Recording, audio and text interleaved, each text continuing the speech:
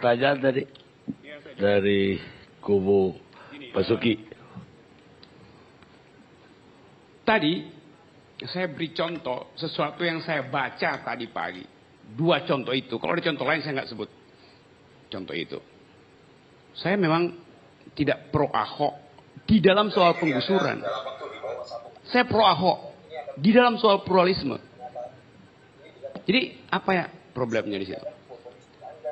Jadi soalnya adalah saya mau tunjukkan bahwa hoax itu bila isi informasinya 0. Tadi saya kasih contoh tadi soal Human Development Index.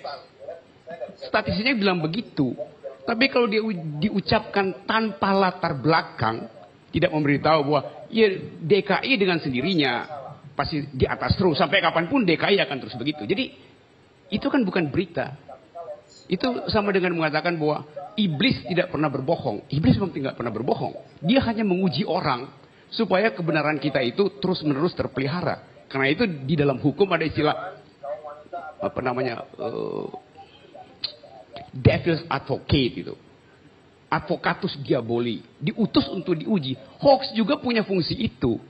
Jadi kalau Anda lihat misalnya Orde Baru dulu yang namanya Jenkins Papers, Soeharto and his general, itu dianggap sebagai hoax. Sebelumnya ada Cornell Papers, juga dianggap sebagai hoax itu. Belakangan ada Panama Papers, juga dianggap sebagai hoax itu. Tetapi fungsinya adalah mengingatkan ada yang disembunyikan oleh rezim.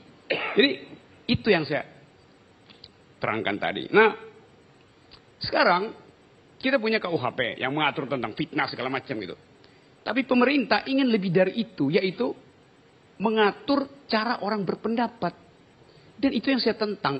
Itu bibit dari totalitarianisme. Tentu Anda nggak bisa bayangin totaliter pakai tentara, pakai polisi.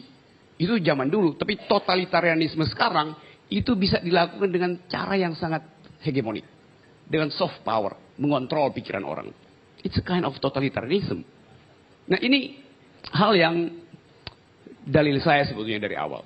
Jadi sekali lagi yang saya ucapkan tadi itu adalah memberitahu sejak awal bahwa potensi kita untuk masuk dalam jebakan totalitarianisme, jebakan totalitarianisme modern itu dapat terjadi kalau kita sodorkan pendapat kita untuk diatur, diedit dan diarahkan oleh negara, oleh pemerintah. Itu saya kira nggak benar. Nah saya selalu anggap bahwa kebebasan itu nggak boleh sedikit pun ditukar tambahkan dengan apapun pada pemerintah. Kata Albert Camus, freedom is not a gift from a state or a leader, but a possession to be won every day by the effort of each and union of all.